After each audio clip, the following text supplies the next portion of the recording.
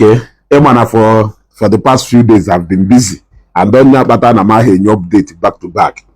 If I were how our people, Igbo people and South Africans welcomed Evangelist Ebuka Obi to South Africa. A man who do welcome both home and the outside Nigeria. This is South Africa.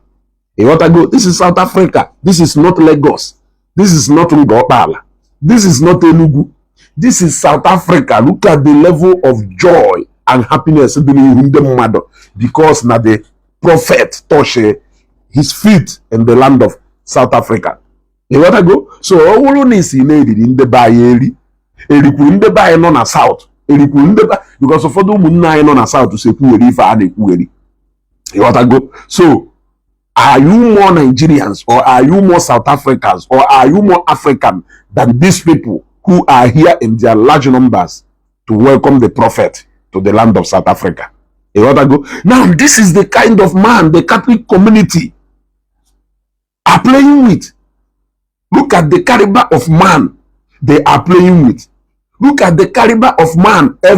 Anybody, just anybody from anywhere can just wake up and take picture on Facebook or wherever.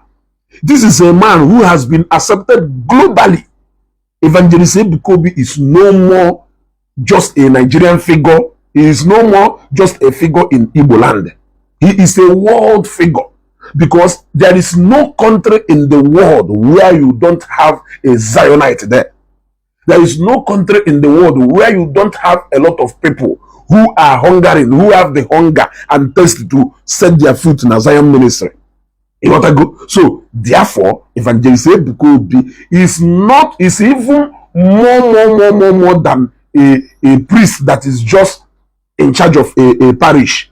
Yes, a priest that is in charge of just one parish in Arondi Zog or one parish in Umewu. Yes, if not because of the hierarchy and in a church, that I refer to our bishops as our Lord Bishop, and as far as I do concern, they are the head of the church.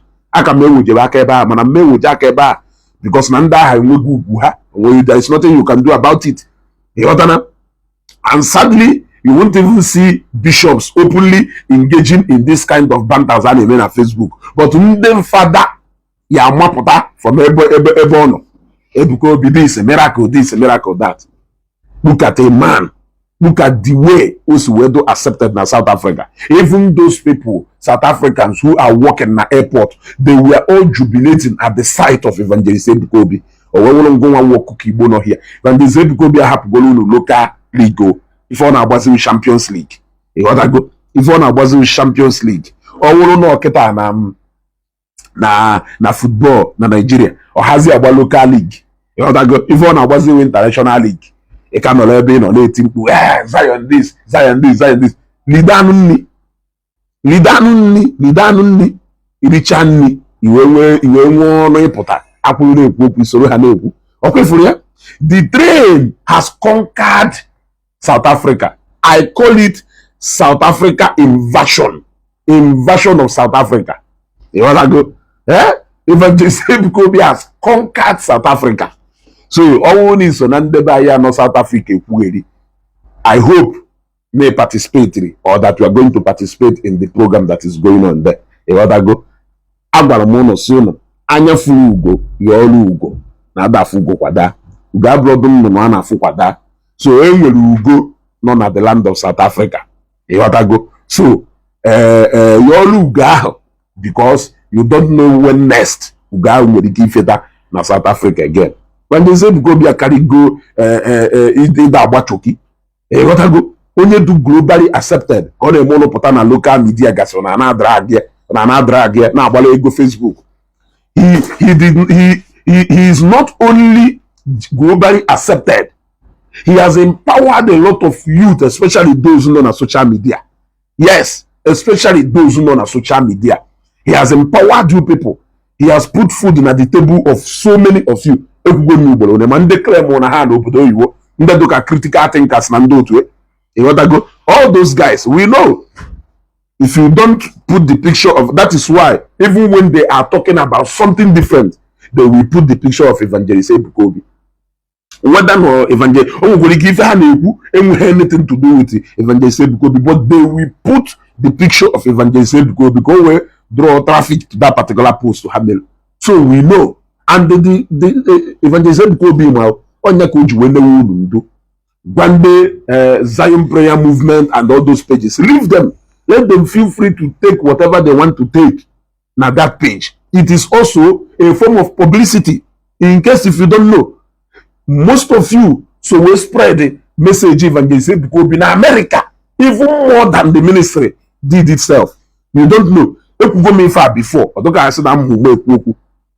Most of you people who are criticizing Zion ministry out of hate have spread the message of that ministry more than even those people who are active members of that ministry. But you don't know. Just look at how the train enters South Africa. Just look at how he conquers South Africa. Just look at the shaking environment into which we invade South Africa. This is just the beginning. You know what I go? This is just the beginning. We analyze the Malona on our work. You know what I go? Evangelist Ebuka Obi have to go Nigerian space. But in the Southern Africa, yet the ovation is still very high. The acceptance is still there. The acceptance is still there. Almost somebody banam and evangelist Ebuka Obi na ngo palo na abia no go ike no kakwo mma no Lagos ebe o mere ife na look at the crusade they made in Enugu State but upon no biaro he did not come. But look at the massive turnout. Now that stadium made that crusade. Imagine if 4 years no at the prophet and there live and direct. Or no how you look at the turnout. Look at Ngaheme and Gopala na February. Look at the turnout of people upon the prophet and there.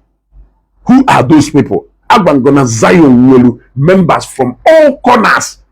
I told you that they have more members participating online than even those numbers in Afro na ministry here in Lagos. So there is no place the wind will blow that you will not find people there. Look at what is happening in South Africa. I mean, look at what is happening in South Africa. People from Malawi, people from Zambia, people from Zimbabwe, people from Congo, people from all the region. They are all flying into South Africa just to come and have an experience with the prophet. Imagine the signal this we send to the South African authority. Imagine that. Look at how much this man gave to our aviation sector within just how many days of him being in South Africa. It will send a signal, and that is the signal that Nigerian government is receiving here na airport. Remember, there was a time Enyeru TB Joshua award for being the first, award that Enyeru was something to do with tourism, something that is not attractive foreigners more na this country, because every weekend they will now feel Evangelist Ebuka Obi took over from there. Every day plane another obodo, passengers are made little. International flight because of one man.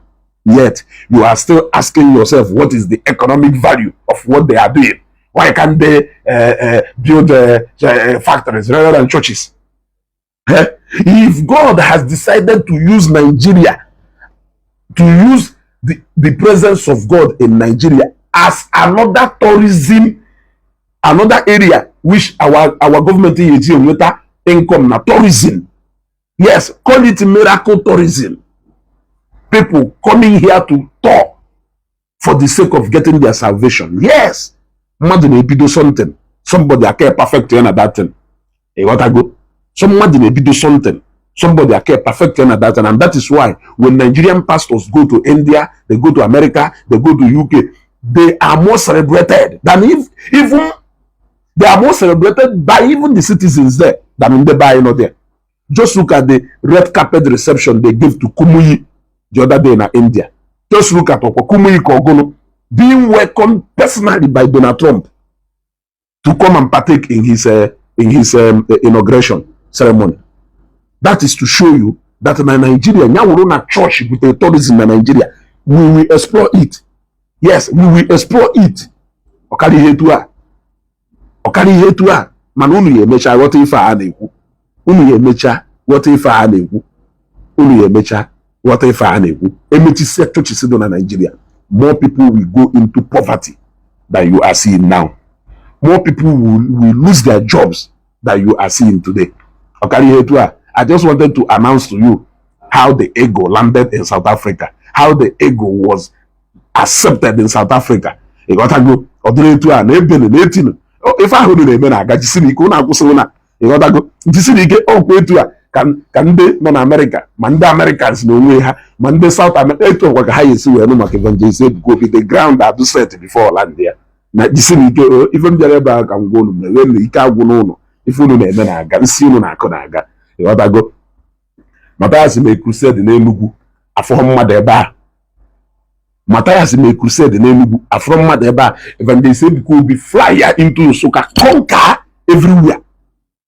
That is to show you na mmadụ na ibe ye no nwere onye ka ibe mana unu feel na message ahụ unu na preach na ọ na-aga menu a little test unu wee mara chetakwo eme crusade na Enugu Ebuka Obi abịa ebe a mana the whole stadium the filled to its capacity ịghọtago so ka a na-aga na enye nu mkpọtụ o mekwite ka anyị na-aga n'ubi ka ọ ka na-aka